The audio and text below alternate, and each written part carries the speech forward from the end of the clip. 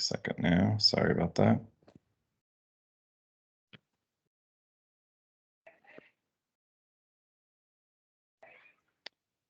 Okay.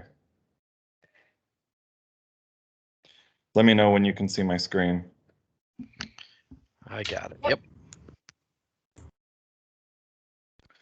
All right, and if anybody does need subtitles, I can turn those on, but I'll let you monitor that if anybody asks for it. Anyway, so I'm happy to be here at this event. I think it's great, this idea of a workshop day, really being able to dive into the technology, being able to just get to that next layer. And a little about myself. So yeah, today we want to talk Teams governance, and governance is something it seems like people continue to wrestle with it, and I think that there is a balance, between the users of the system and the administrators themselves. You want to make sure that it's not stifling. You want it to be enabling. And so there is this little dance that goes on to make sure that people are getting what they need, the business is getting what it needs. And this idea of cradle to grave was something that I wanted to make sure that it not only includes policies, but also you understand it from a life cycle perspective, that really from inception, governance should be in place all the way through the archival and deletion, from the soft delete to the hard delete. A little bit about myself. I've actually been working with this tech a long time, and it does kind of age me a little bit. I was the first full-time SharePoint administrator at Microsoft. I was hired into the operations team that basically was like there was the Exchange team, and then they turned it into the messaging and collaboration team, and I was the first operations hire that was going to be focused on what would be later called SharePoint. It was Tahoe and Office Web Server at the time. Spent about 10 years at Microsoft. Also worked on the first version of SharePoint Online. Some of you remember it as BPOS or BPOS-D, or even shared services. So way, way back in time, working with Energizer, the first customer of SharePoint Online. I love to speak. I love to travel. I've got a couple things, just fun things. I love to spend time with the community. Sometimes I kind of bring another element to it. We did an InfoPath funeral back in 2011. A couple years ago, we did a Teams and SharePoint wedding to kind of help people understand the relationship. It's not Teams or SharePoint, it's Teams and SharePoint. Definitely, it's like the Scooby-Doo. It's like you pull the mask off and guess what? It's SharePoint underneath. So I am a traveler. I'm on a quest to go to every country in the world. I have 2 countries outside of Africa, Yemen and Timor. And next month, I'm going to Rwanda, Uganda, and DR Congo. So that's the little purple arrow there for you. Fun times. I've got a YouTube channel. My tech blog is collabshow.com. My travel blog is travelingepic.com. But anyway, lots of fun. I just ran the virtual marathon earlier this week with about 100 other volunteers. But that was actually something that I came up with, and that was a blast. I hope that there were some people that were on here that heard about that. We had about 300 sessions, ran for 60 hours, about 5,000 plus attendees. So it was a pretty good size event earlier this week. So as it relates to governance, I think that this idea of herding cats can definitely resonate. If you're just using the defaults and expecting Microsoft to have already figured things out for you, it absolutely does not work like that. It absolutely needs to be turned on. You need to make sure you've got the right licenses. You've got to create templates. Are you going to use the expiration policies? What are you doing for DLP? There's so many things that are just turned off by default. Even call quality, there's a lot of networking and firewall rules and routing that you can do to optimize and understand your traffic. And especially now with users working from home, there's tons of confusion. People are calling and calls are being dropped or they sound like robots. And is that the ISP? Is that the home machine? Is it you got too many apps running? There's a lot of confusion around that. And I'm definitely a victim. Of some, or I shouldn't say victim. I'm guilty of running too many apps when I'm also running teams, and you might see a little bit of that in the session. So let me know if there's too much going on, and I'll close a few apps in the background. But governance is all about people, process, and technology. You heard Caruana talking about the adoption side of things. That's very much about the people, understanding the policies, conducting workshops, having your champion programs. Then you have the other end of the spectrum where there's the technology, and often IT will gravitate to the technology side of this, but ultimately you need to look at this holistically. How do you connect the people to the technology? How do we actually set up the processes? How do we actually define teams as a service? And this does require tools, configuration, policies, platform configuration, even pilot programs. There's rapid prototyping. There's Azure DevOps for the high end. We've got the Visual Studio apps, as well as the Power Platform and so on. And there's a lot more we'll be talking about it. But just understanding that as it relates to governance, why do we use the governance? Governance is people, process, and technology to deliver a service. And hopefully that resonates with you. So we're all about helping to define a service that people can put their heads around. Now, when you look at what Microsoft has provided, man, what's in the cloud now is so rich. There's so much to it. People easily get overwhelmed. And you've got this convergence of worlds with the cloud. What's going on in the Microsoft cloud is even then you've got, oh, there's Office 365, which can be encapsulated by Microsoft 365. So don't get confused about Microsoft 365 versus Office 365. You'll hear a lot of us in the community now just stop using the word Office 365 because now Office 365 just ends up being a different kind of license for Microsoft 365, or Microsoft 365 is more inclusive of what's going on from a mobile perspective, a desktop perspective, the Windows perspective, security. It's the bigger, broader enveloping. So I now just use Microsoft 365, and you'll notice from a documentation perspective, even something like Microsoft or Office 365 groups, Microsoft just calls them now Microsoft 365 groups. So it's like all of us just kind of keeping that in mind. But I was talking about this convergence. You've got communication and collaboration that have basically collided with SharePoint and Teams, and especially in their baby. Like I just told you, they were married, right? Teams and SharePoint, call it a cake, whatever. There was a wedding that happened, and their baby is Viva Connections. Okay, think about it that way. Basically, what is Viva Connections?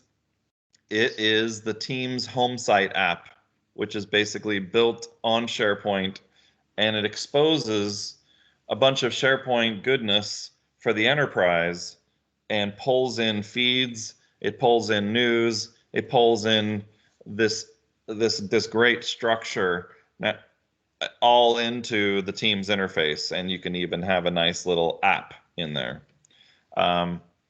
And what's all this about? And then as well, we've got this app platform, Power Apps, Power Automate, Power Virtual Agents, Power BI.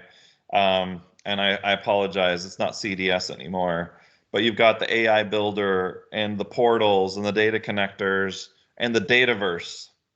All of these additional foundational structures that the BizApp platform can be built on and exposed through Teams. Teams is the great unifier. And I think that's a really important thing to get in your head, is that Teams is the great unifier across all of Microsoft 365. If you can nail Teams as this great unifier, in fact, you can even look it up. Look at unified labeling strategies, and you'll notice that there's this Teams first approach. That's what I call it. This idea that if we can get Teams right, then everything else will fall into place. If we can educate the users on Teams, everything else will fall into place. If we can get our retention policies in Teams right, if we can get our sensitivity labels in Teams right, if we can get our classifications in Teams right, all of these other things seemingly kind of fall into place. That being understood, Teams is really just the substrate. And I understand this is not an architecture session, but I think Sherry covered something like that, or Joy. But anyway, the idea of how Teams is really structured, it's this substrate.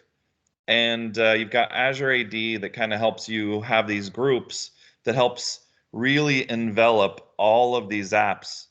And if you can, again, if you can do Teams right, you've got everything. Microsoft 365 and Dynamics plugs in, Azure can plug in, the BizApp platform can plug in. It comes down to your governance plan. That's so key to a solid structure for building out your employee experience. This convergence of communication, collaboration, and applications, and these worlds colliding. Now, I love this quote, and I think it actually encapsulates really why we're talking about governance here. And a lot of people, they feel like, oh, well, we need a committee.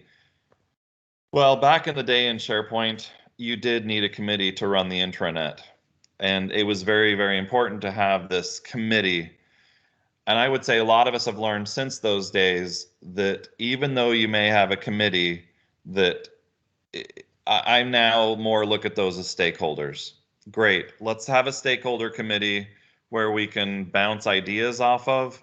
But what we really need is leadership. And leadership is pointing in the direction, articulating a vision of the world that does not yet exist, then asking help from others to ensure that that vision happens. Deploying teams properly does not have to be a political battle. And I feel like that's often what people feel like is, hey, we're IT, we're trying to provide this service. Yes, absolutely, you're trying to provide that service. And you're going to get some inputs from security. You're going to get some inputs from auditing, from compliance, from information policies. And there's so much that's not configured by default that you really do need to basically put together a plan here. And what does this plan consist of? Well, I've assembled some of what I would consider the key things that your plan has to have. Now, I'm not telling you what the answers are. I'm just telling you what the elements are. And let's just start across the top. And absolutely, this is unified governance. This is Teams unified governance. Again, Teams is the substrate that encapsulates SharePoint plans, Exchange mailboxes for your groups, and so on. It's an encapsulating unified governance plan. This is your Microsoft 365 governance plan that you wish you had. We'll go after it at a Teams level and get these things right. So cradle to grave, absolutely. We're going to start with provisioning. So what are we going to do around self-service provisioning for Teams? Is it an approval process? Is there templates and so on? So anyway, so the provisioning across Teams, SharePoint, that aspect of OneDrive. Obviously, we can provision those for users. Probably not a big deal, but don't forget about OneDrive. Okay. Groups. Can you create them from Outlook? Can you create them from the Exchange Admin Center? Where, from a provisioning perspective, let's see if we can wrap our heads around what is provisioning. How should it happen? Is IT involved? Is there an approval process? Is there a training, adoption, integrated process into provisioning? So anyway, get your head around provisioning. The next piece is standardization.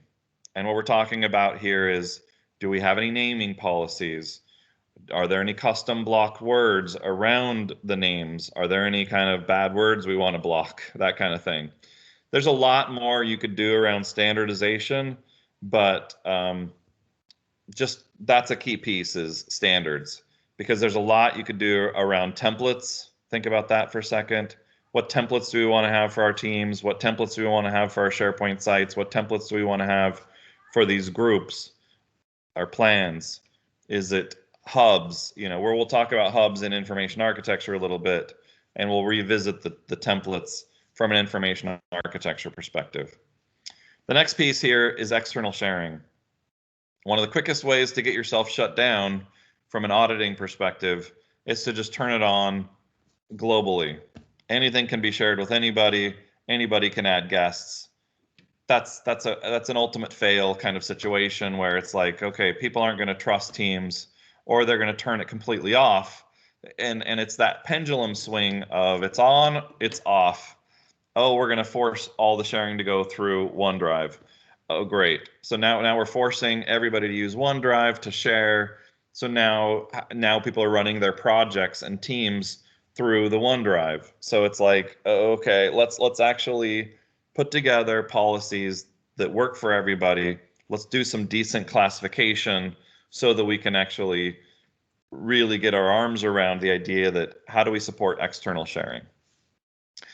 The next piece here is life cycle.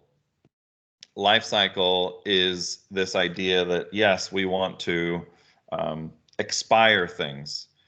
If somebody's creating something that for an event that started this week and it's already over, well, we should probably be thinking about how quickly that's going to be archived. We may want to access it for a while, but if we've created a lunch menu and we have everybody's allergies in this list, man, there's some PII in there. There's some sensitive data that could definitely bite us from a privacy and compliance perspective. So we got to be really careful about the data we retain, and as well, 2 years from now, that event, you've had two since then, and now it's clogging up search. When people are searching for event name, they're searching for marathon, like what the event we ran earlier this week. We don't want them to find the one from 2 years ago. We want them to find the one that's actually happening in a week or two. We want them to find the future event, unless they're trying to get slide decks and that kind of thing. So we got to be careful about what do we preserve, what do we lifecycle manage. And so we're talking about is group expiration from a Yammer perspective, Teams perspective, SharePoint perspective. And one of the great things here is the expiration on groups is absolutely something that anything that's associated with that group will be expired with it. So it's a unit. It can be unified. That's the key word here, is unification. When we come up with our governance policies, if we can actually unify these things, it'll make our lives much, much easier managing the entire platform. All right, policies.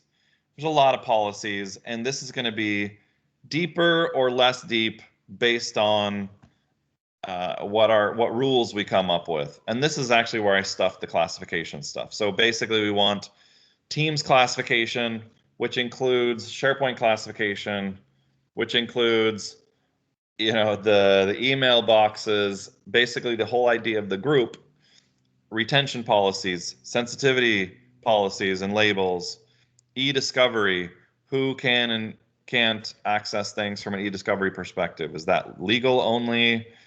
Are we doing legal holds? Well, we need to think about that from an Exchange perspective. And I am finding, a few years ago, you would have your Exchange expert, your SharePoint expert, and they would be separate people. And you even have a different Skype expert in a lot of large companies.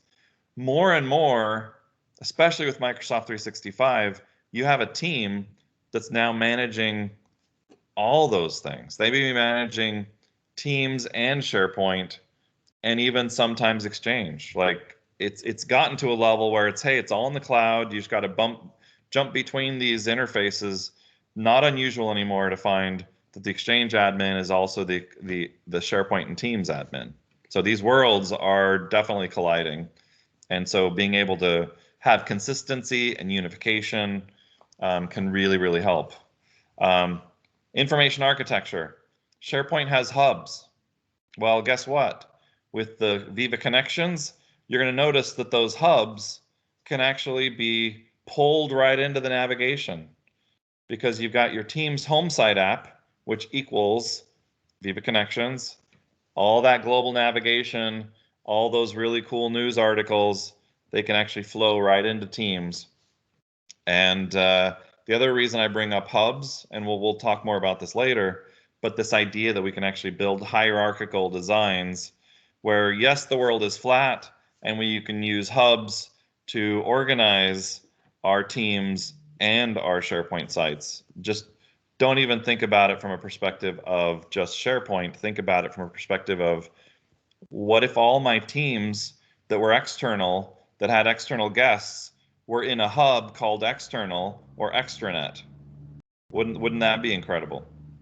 From a management perspective, from an archiving perspective, from a policy perspective, because now we've pulled all those things that are like together from a lifecycle management perspective. On day one, we're asking them, are you going to have external guests? Do you need to support external guests?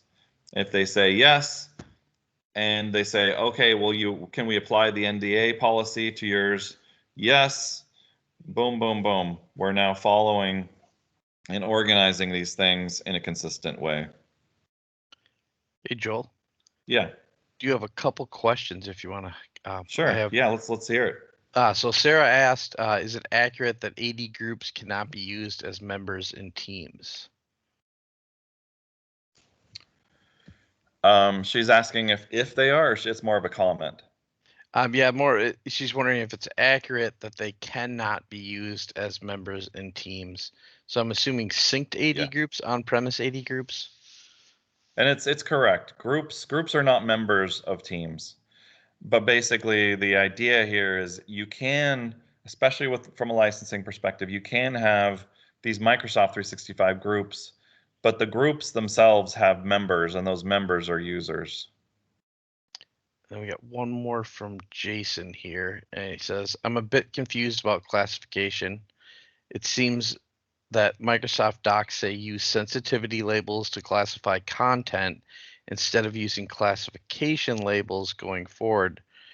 Unless I'm misunderstanding that, is there a change happening there? So these things I'm using here, especially in this context, is not the feature. I'm talking about, you need to think about these things. Like, as an example, one company, they could mean the exact same thing. As an example, you could say sensitivity equals classification. I'm a big fan of that. Hey, let's have highly classified versus classified versus public, or intranet only, or all employees. That's one way of creating your classifications, and then you can apply your sensitivity labels to that. I would suggest as well that there's more than one way to slice and dice your data. So when I use the word classification, I'm not talking about a specific feature. I am saying that when somebody creates something, we want to gather, are there external guests on this thing? And so as an example, you could have a sensitivity label that says, this is sensitive, but it's also external. So you're classifying it as external, but you're also saying it is highly sensitive because you've got some external people working on something that's sensitive. Does that make sense? So they can be mutually exclusive.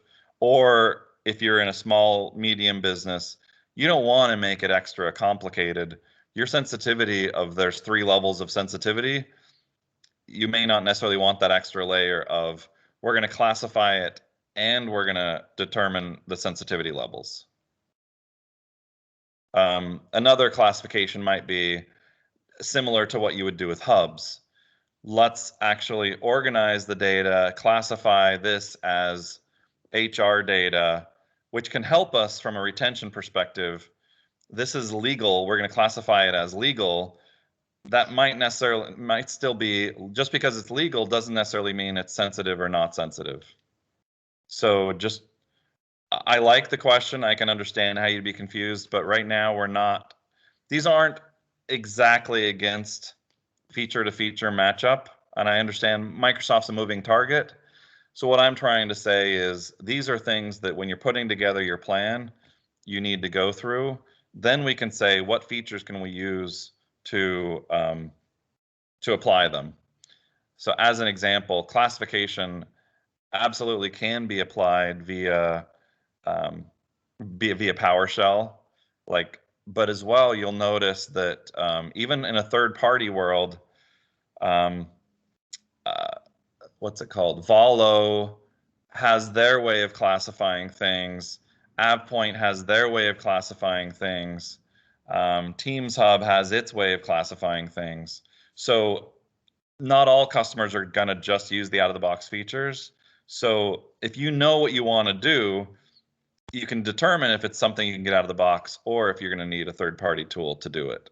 So that's kind of what I'm saying as well, is first determine what it is you're trying to accomplish and what your business requirements are. That way, when you get to the feature, you can determine if the features themselves are going to meet your requirements. And hopefully that addressed and reduces some of the confusion. I understand that the features themselves are a moving target. So that last pillar there is around the operations aspect of this. And I think there's a lot around roles and responsibilities we need to consider. And definitely from an interface perspective, if you're talking about Azure AD versus the Teams Admin Center, the SharePoint Admin Center, that Microsoft 365 Admin Center, the COE starter kit, the adoption pack from Teams. There's a bunch of different things we can use to kind of look across the bow and manage the configuration. But ideally, what you're trying to do is how can we define this from a single pane of glass? And how can we also define a baseline from an adoption perspective so that we can actually see how are we tracking from an adoption perspective? And feel free to chime in if there's any more. And as well, when we go into this, you'll probably see how we actually do dive further in on these given topics. So the first thing is we want to have a focused vision, and we've already been talking about that idea of the focused vision, having a team's adoption champions plan. You know, we just heard all about Caruana and her champions program and what Microsoft's doing to help empower people around adoption. Definitely, you want to get people involved. I think that Teams as a platform needs more adoption from a care and feeding perspective than any other product that Microsoft has ever released. You absolutely need to be thinking about those soft skills, not just somebody who's, doing the plumbing. You need somebody who's out front, whether you call them a product manager, a service manager, an adoption specialist, whatever you call them, a champion, or what's the other one they call them? The CSM, right? That customer service focused individual. In some of the enterprises I was in, we actually had a product manager who was responsible for the service. At Microsoft, we called that the service manager. So you had a face to the service, somebody that they could go to and talk to about the service. And anyway, we're going to work our way across these things. After that, we're going to talk about streamlined provisioning. We'll talk about classification. We'll dig more into information architecture. We'll talk about sharing, talk about some analytics, and Teams as a platform is where we'll end. And I do plan on jumping in probably in the second one. I want to show you the group's expiration feature set. So we'll dive in when I don't want people to be confused about the licensing there. So we'll jump into the UI at that point. All right. So modern teamwork, this is definitely that vision of, and I'm just going to kind of read this quote here. This is from Ephraim Fried way back in 2015, a year before Teams came out. Very, very interesting. He says, the future of digital working will offer tools that let us tie communications, content, tasks, applications, collaborative work, and other elements together around work streams. And I think if we have a similar single-pointed vision of what we're trying to accomplish with our unified teams and modern teamwork, it can really help the business get their head around what's happening here. Is this just another tool? Is this what we use as our phone? Is this what we're using for our meetings? Is this what we're using for our applications? Like, what is it you're trying to do here? And especially more and more components are going to get plugged into this. Our projects, our activities, the messaging, the collaboration, the communication, the files, the bots, the applications, third-party search and mail and all this stuff, chats. There's so much that's going on here. And if you can actually help put a vision around what is Teams, what is modern teamwork, is this just a new version of SharePoint? You know, that being able to help dispel the myths will really help you. And especially, I think some of this Viva stuff that's coming out. I'm a big fan of the Viva ideals of employee engagement and really caring about employee health and well-being. A lot of this, I think, is going to being able to help people organize their world and consume their world. And that interface is Teams. Those of you who come from the Skype world, Skype was very much calls, chats, and meetings. When you look at Teams, it's so much more than that. It's that iceberg mentality of you may see the calling, chats, and meetings. You may even see the fact that you can do some file sharing. But what's under the water is all this apps, connectors, bots, channels, tabs, storage. Teams is so much more. And you can see how it plugs into all the stuff of Azure, all the Power Platform stuff. Teams really carries so much through that if we can understand the vision of Teams, it's going to keep us all fed, long-term jobs. There's a major investment, and the more mature that we can make Teams, the more that we'll have very fruitful careers. So let's talk about provisioning. So this whole idea of cradle to grave again, something gets provisioned, it gets classified, it gets protected, it gets shared, it gets monitored and analyzed, it gets archived and deleted.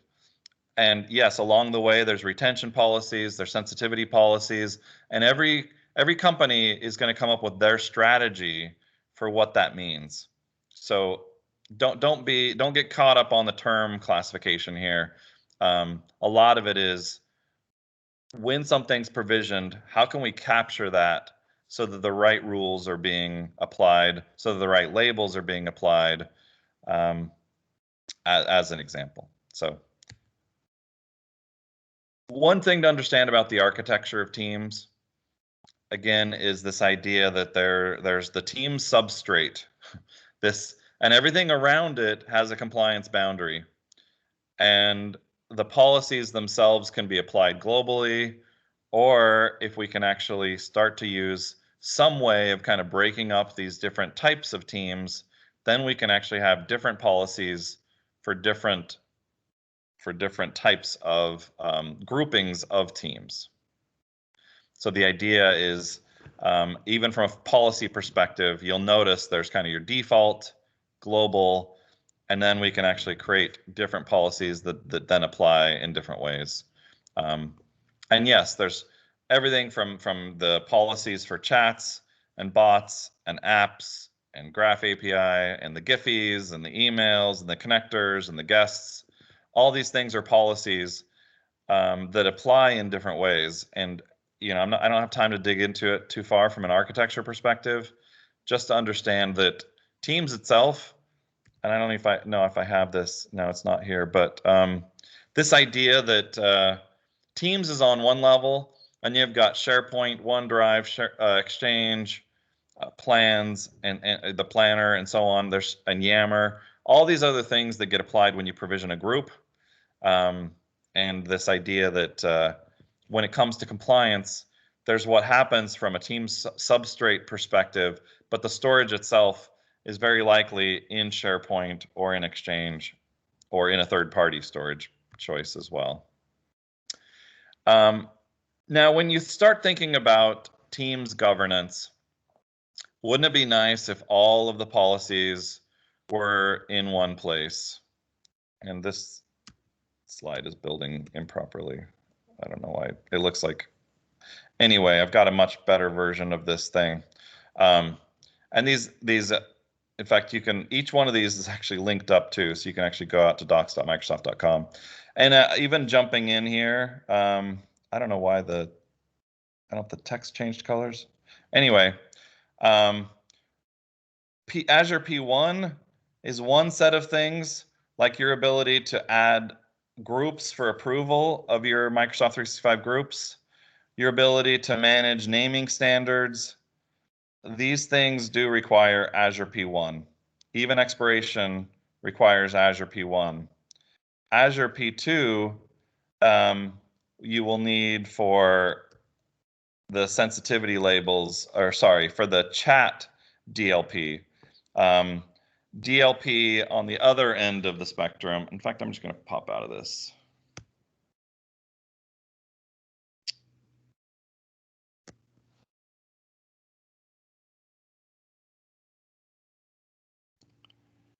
Okay, so let's get real now. Let's start with the admin center. And this is more workshop style anyway, so let's go get our feet dirty, our hands dirty. So the first thing is we go into Teams. Well, what is managed in Teams from this perspective? You'll notice that all the Teams policies are in the Teams admin center. So we have our teams, we can manage our teams, we can manage the team's policies, the team's templates, any device policies for teams. Obviously, there's still some additional that it would be in Intune or in Security Sentinel from a security perspective. So that's not necessarily all devices for sure. This is more from a IP perspective, the telephony situation from a device perspective, okay? We have our location, and this is again more telephony leaning from, say, the emergency addresses. So you get the E911 integrated with your telephony environment.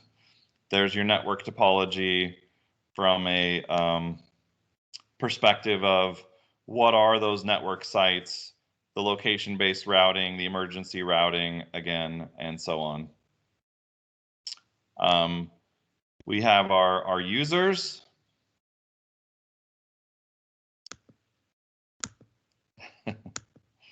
Thanks for letting me know, Microsoft. Where we can manage our audio conferencing settings and any policies that are aligned with those. We've got our meetings and live events. You probably heard in the roadmap that webinars is coming. So that's another new meeting type. I absolutely would expect those to pop up here as well for our just like we've got our meeting policies, our live events. I would absolutely expect to see the webinar stuff coming in here as well when that's available. Here's our messaging policies. And let me just show you kind of one quick example. Notice that there was a global policy as well.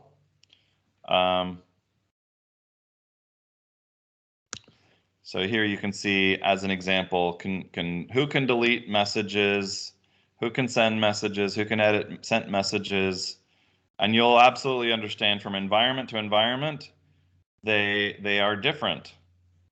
So you can actually see different tenants have different configuration for sure. Then there's our app policies. What are the apps that are approved for consumption? Which apps can people add to teams?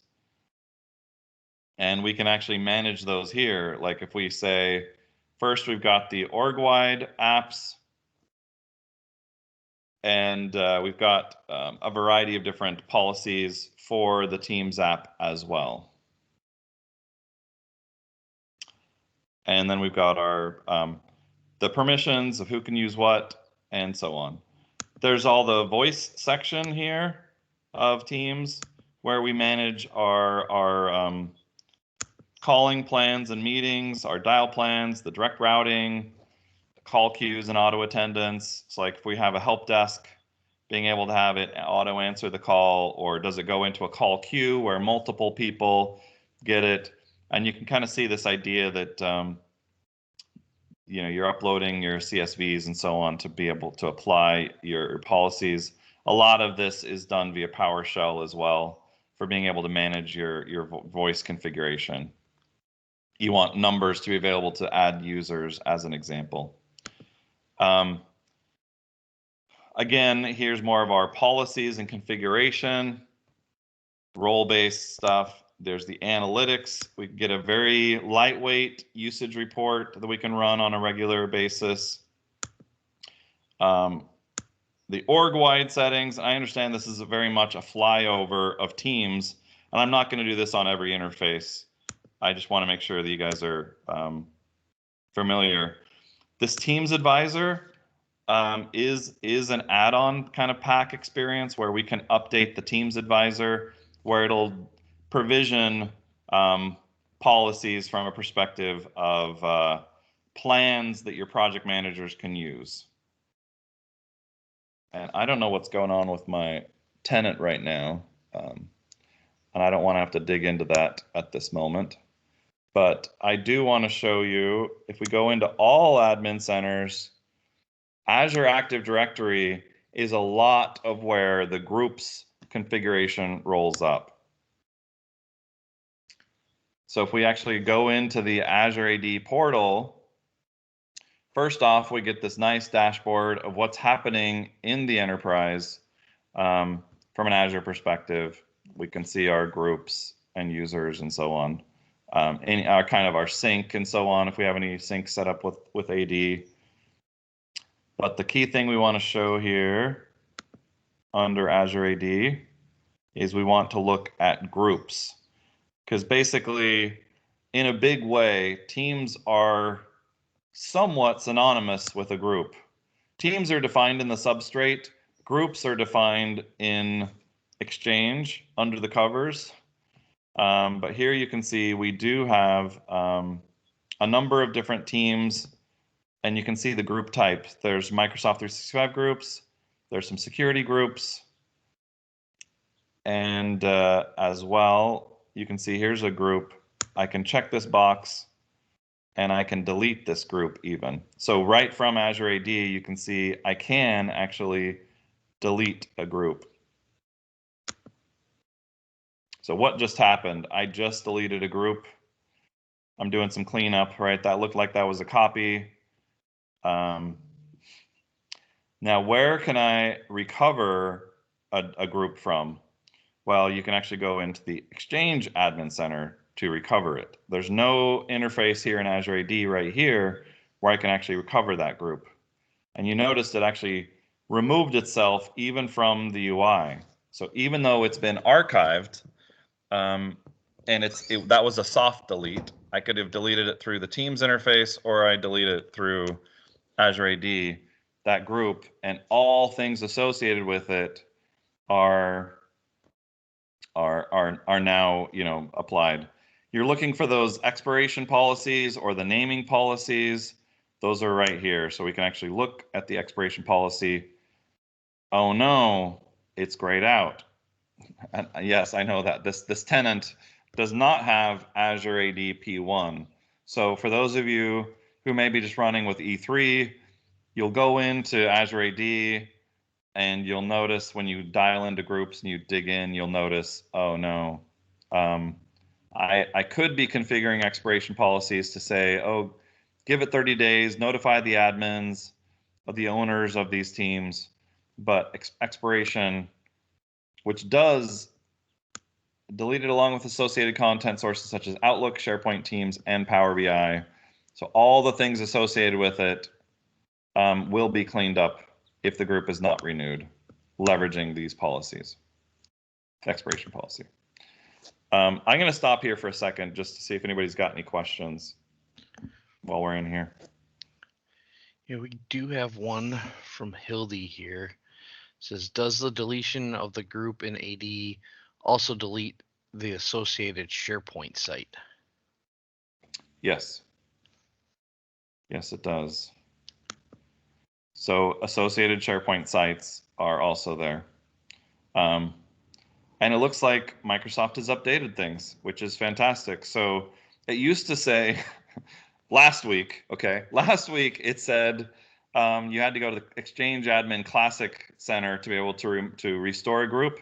Guess what? Now there's a section called deleted groups where here's delete me.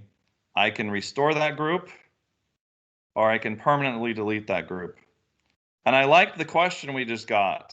How cool would it be if we, as an example, we restore this? Let's do delete me. We restore the delete me group. Okay. So it's in the background. The substrate is coming back. By the way, the substrate, if you ever go looking for the substrate, there's actually a hidden substrate folder in the deleted items of the Exchange group. That's where they're hiding it. There's a deleted items group, and then there's a substrate folder underneath that in Exchange that no one can actually see. So it's actually a hidden. There's 5 hidden folders in that deleted items, recoverable items folder that's around for 30 days. This 30 days is a very serious 30 days. At the end of that 30 days, they are permanently deleted. And when they say permanently deleted, they are absolutely permanently deleted. If something is hard deleted, so this delete permanently button, that is a hard delete.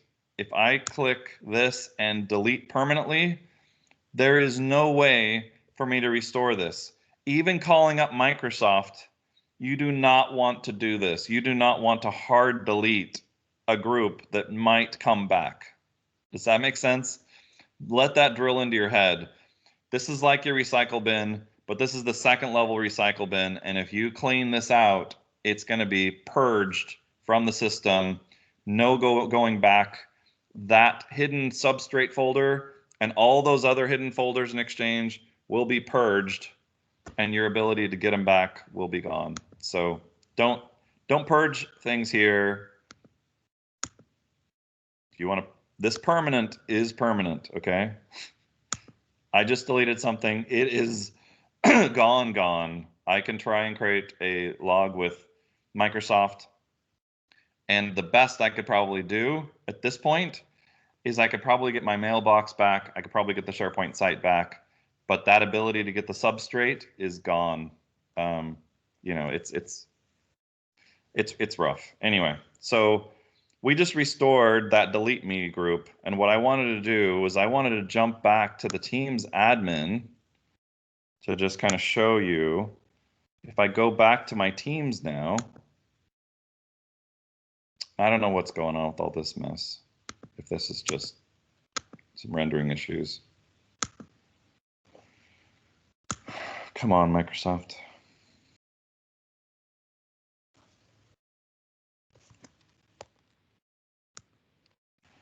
In fact, we can even go to my Teams interface if we just open up a different window and just go to Teams. And rather than even opening up my client, I'm just going to open it up in the browser here.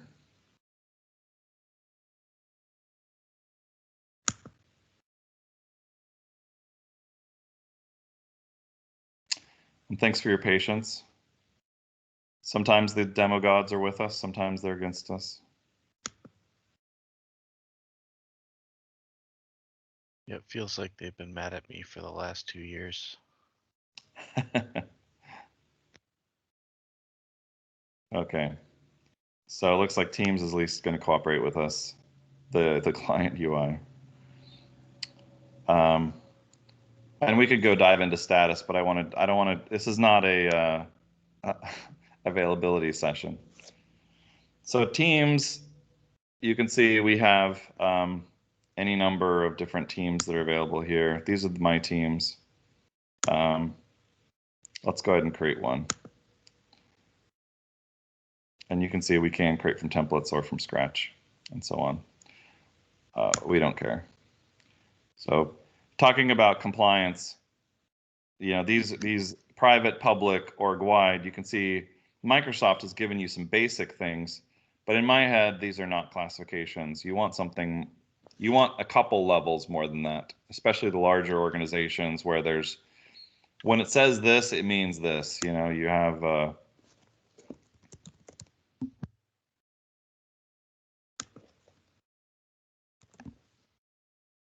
and you can see that I don't have the provisioning, additional provisioning things, because it would ask me for additional owners. That would be a nice thing. Wouldn't it be great if we, as well, were asking for their department and for retention and sensitivity? We could ask a bunch of those things on provisioning. All right, so we've got our group, and just to prove it, we're going to go into files, because I do think that was a very relevant and interesting question. Let's upload a file just to prove that SharePoint truly is here.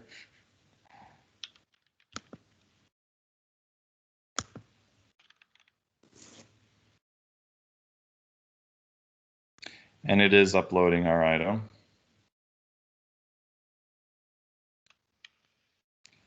And we're just going to click open in SharePoint. So we can see, sure enough, we do truly have a SharePoint underneath Teams. And when we uploaded a file, it actually went into SharePoint. Now, how do we want to delete it? I'll let somebody, first one to tell me how to delete it. I'll delete it. I can delete the group. I can delete the team from Teams. How do you guys want me to delete it? And then we'll go in and restore it. I guess you guys. The client. Client. All right. So we're going to delete it from here. Here's our team that we just barely created. We're going to delete it. This is, notice it doesn't say permanently in here anywhere. Are you sure you want to delete the team? Delete this one. All channels, chats, files, and the Microsoft group for this team will be deleted. Okay. So that team is now gone. If we go back to Azure AD and we refresh this,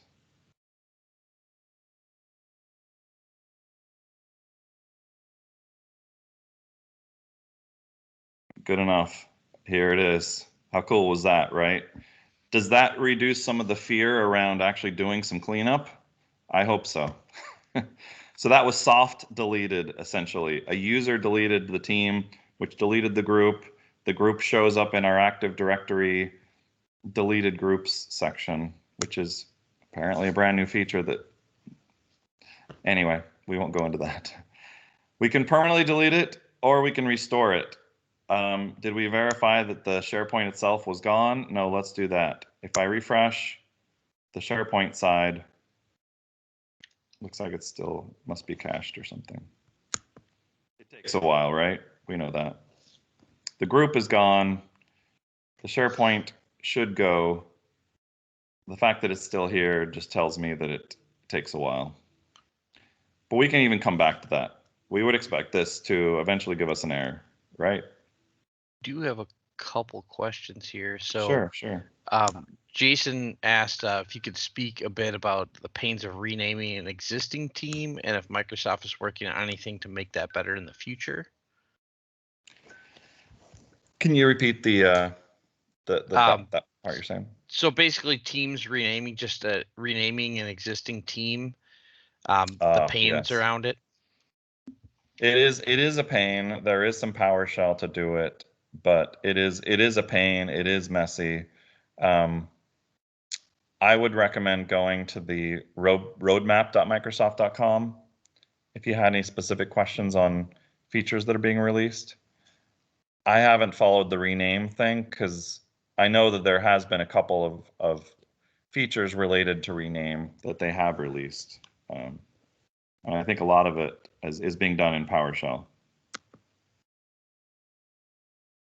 And Brian was just curious versus teams delete versus archiving a team. I think we might kind of have an answer, but Yeah, so when we say the word archive, essentially it's really soft delete, hard delete. So soft delete, essentially it's archived, which is kind of what's happening here is you get 30 days after the original deletion. It's almost like it's in the recycle bin. So when we say archive, I think a lot of people think, oh, it's being stored for later just in case. In my mind, this is not a good solution for an archive because essentially it's not truly referenceable. It's not like it's in a read-only state where we can go and play with this stuff. It's deleted to where it's near-line storage kind of experience where the substrate kind of pulls it back.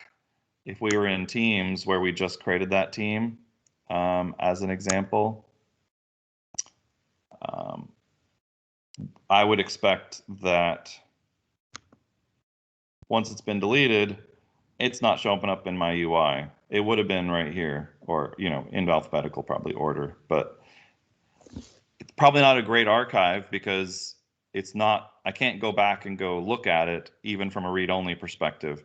So if you're talking about archive from a perspective of referenceable, you're going to need probably a third-party solution for a true archive experience. Otherwise, think of it as a soft delete versus a hard delete. That's why I would kind of put people's heads is don't think of this as an archive. Archive is something you're going to need a third party for. Where you can build your own archive solution. Microsoft has released some stuff fairly recently around being able to use Azure and basically pushing your data into Azure, like a nearline archive. You could use some kind of migration tool to push your data into it's offline, but it's in Azure, or the files themselves are archived where they're read-only for retention purposes. You'll also notice from a holds perspective, if you have a long hold on any document, it's going to also preserve it in a way where it can be retrieved. So if you're thinking about it from an e-discovery holds perspective, there is ways of getting around that as well if you've got the right licensing.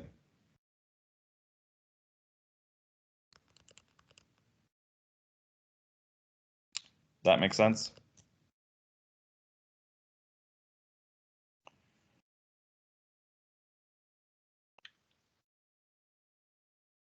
thank you, All Nash. right. Nash did drop a couple links on archiving a team into the chat too, and also some info on renaming a team. So if you guys want to check out for a little bit more clarification, go ahead and click on those. Yeah, that's good. That's good. And I think one quick thought around the naming is that you only get so much room, so you do have to be careful about. You absolutely have to be careful from a perspective of length of names and things like that. So you do need to be conscious of length names. So if you're giving everybody the department and the retention or the classification in the name of it, and you're putting it as a prefix, those names can get really large. So you do have to be careful about that. Does that make sense? Yes.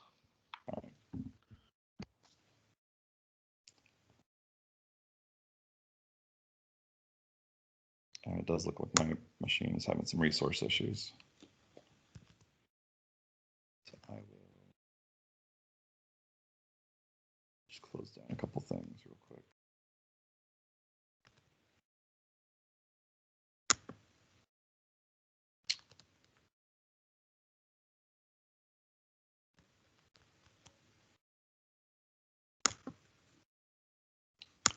Apologize for that.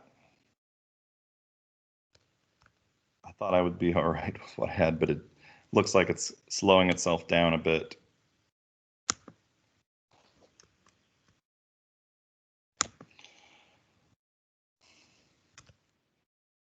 I'm going to go, I'm probably going to just kill PowerPoint.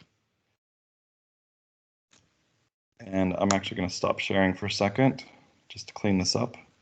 Do you want to take a couple more questions while I just restart PowerPoint? Sure. Does anybody have any questions on anything so far?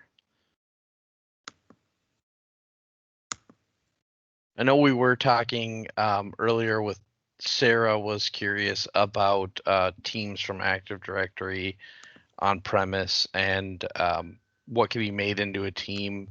One thing I know to be kind of a sticking point where people don't quite understand is the sync from Active Directory to Azure AD. Utilizing any groups that you've created in AD, you have to ensure that they are directly added, not nested groups. So if they're nested within Active Directory, the Active Directory sync coming across won't be able to evaluate those nested groups.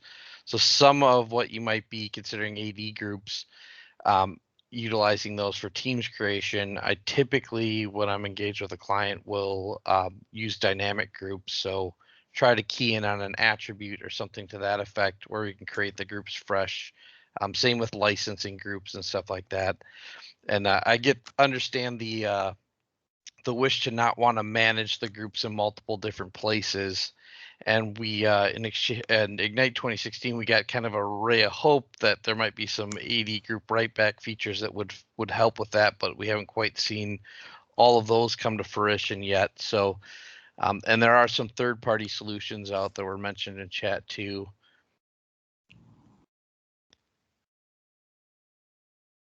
Yeah, and I would agree with you on a number of those that basically the groups can be a real problem.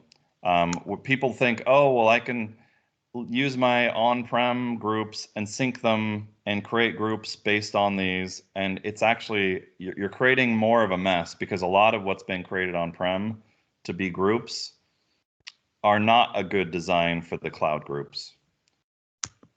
So I would actually encourage people to steer clear of that idea of let's just take all these groups and turn them into Microsoft 365 groups. You're just replicating a big problem, and people do need the visibility of what these things are. If they just if they're just trying to replicate what was already there, unless it's a fairly small, that cloud first mentality can work, but there's very few instances that I've found where you can actually take an existing structure and replicate it into the cloud in a good way. It's often where you almost need to, like you said, leverage dynamic groups where you've built a solid structure and then build your teams and groups, and even the idea of hubs with that idea that you're going to build out a really solid information architecture. Right, the security groups that you're using for permissioning on premise and whatnot don't always lend themselves to Microsoft 365 groups. You got it. Absolutely. Absolutely.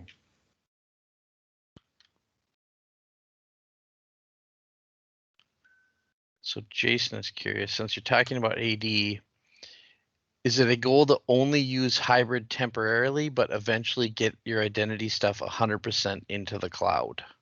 That's a good question.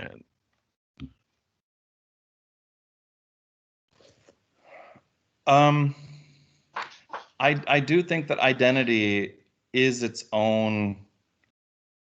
Identity does need to be looked at end to end. It needs to be looked at holistically.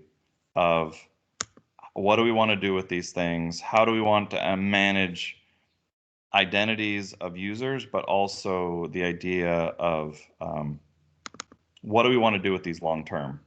We need to think about the life cycle of the user and the groups from a self-service perspective.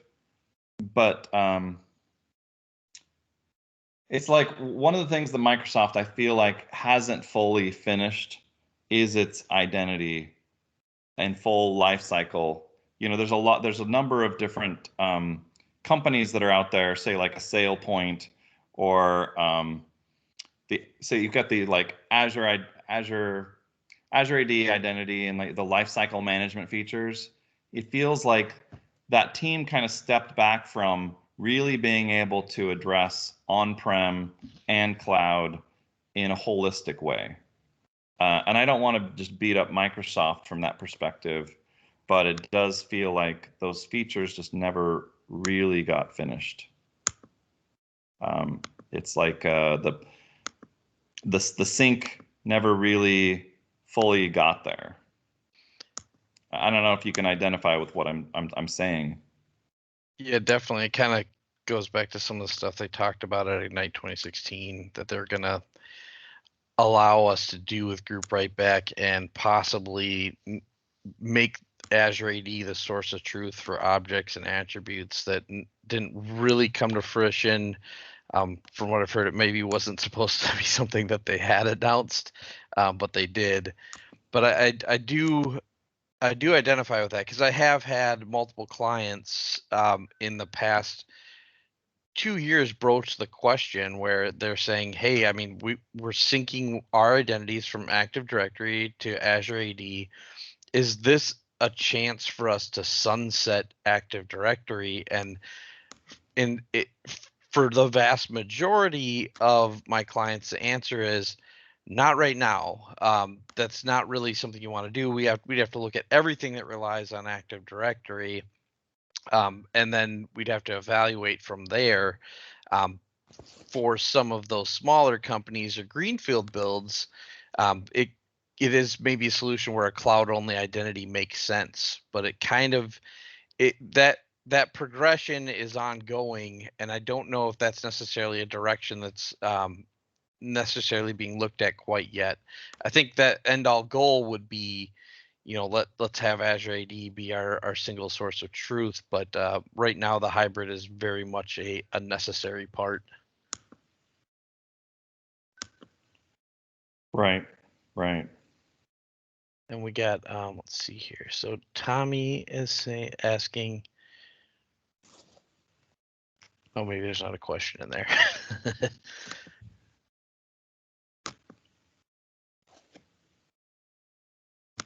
Was that just a comment?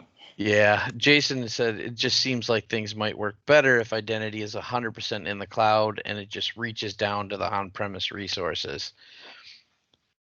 Yeah, and I would say that there is a certain size where you can probably get away with that. The problem is there's so much legacy still. And I think until, even if we say we're living in a cloud world, ultimately there's still some on-premise infrastructure. Even from an identity perspective, when a user gets provisioned, they're given a desk phone, they're given a computer that's connected to domain. But there absolutely is an opportunity for people to say, you know what, we've been living this way for the last year. What is our legacy infrastructure that people have been VPNing in to get to? What is there ways of getting rid of that?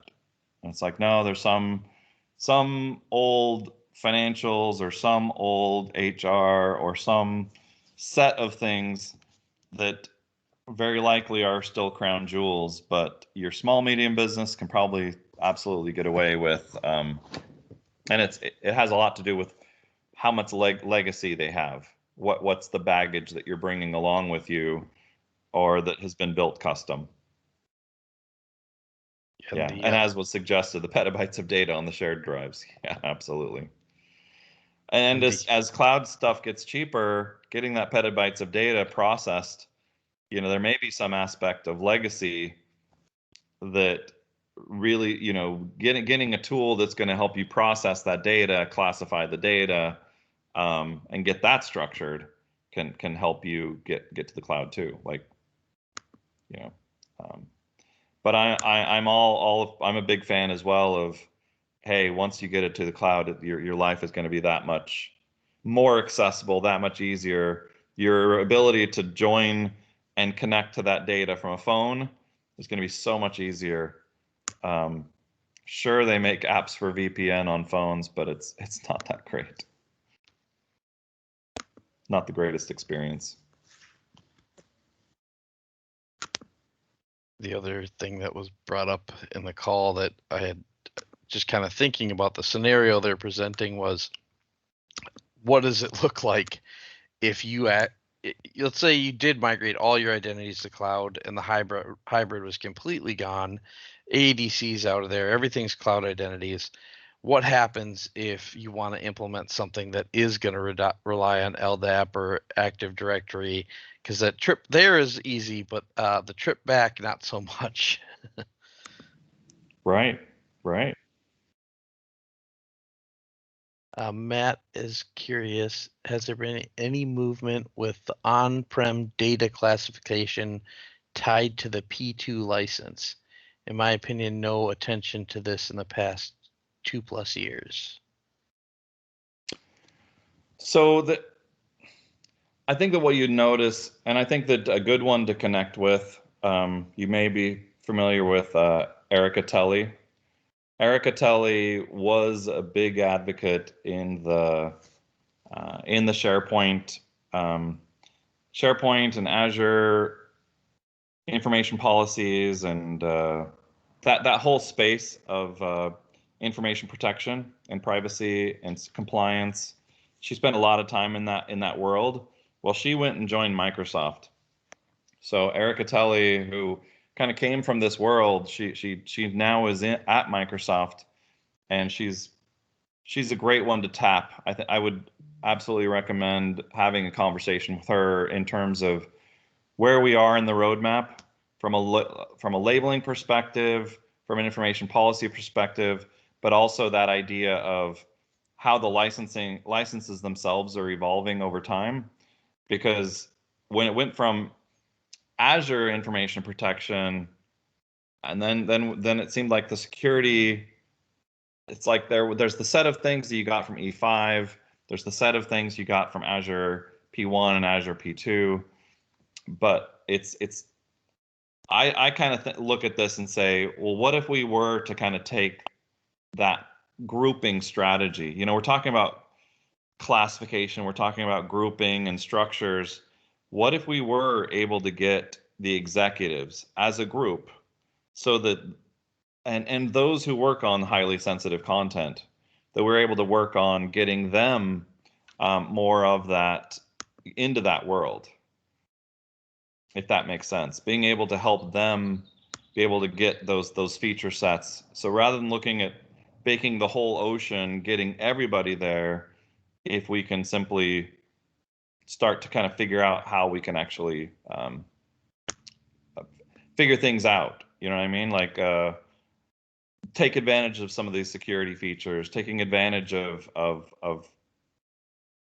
the features so that we can determine from a licensing perspective, hey, if this is good for this layer of the organization, then we can help sell it to that next tier. We can kind of do a POC with those who need these feature sets. So it's not an all or nothing. We can actually subdivide it based on those who actually truly need it. And I like to say that from a perspective of, if you take 100% of the data, there may only be 5 to 10% of it that would actually meet the criteria, where you need to use additional layers of encryption, additional layers of compliance and security and holds, from a perspective of who's accessing this. we want to do 100% auditing on who's touching it, who's viewing it, who's adding all of our DLP policies around that most highly secured area, and whether we're blocking or allowing, and kind of focusing on that space.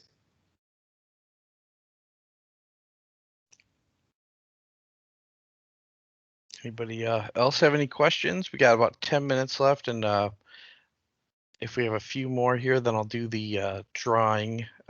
Remember, the audience participation is usually the best way to get an entry. So if you have any questions.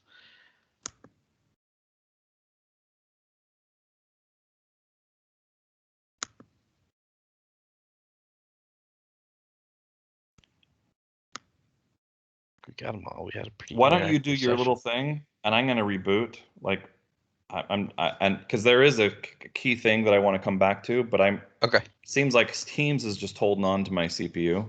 I closed everything, and Teams is still just kind of holding on to it. So I really appreciate it, everybody. I will be back in like 5 minutes. All right, cool. We'll do the drawing. And we'll see you in a sec. Do your little song and dance, and I'll be right back. All right, sounds good.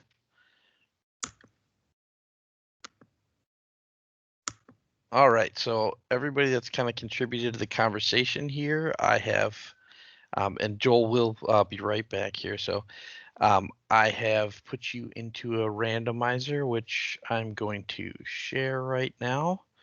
So let's see who the winner is.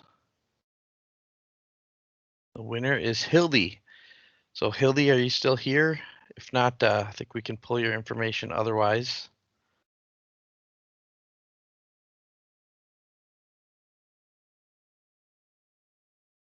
All right. Well, guys, obviously you remember, you've heard it a few times, but make sure you got the URL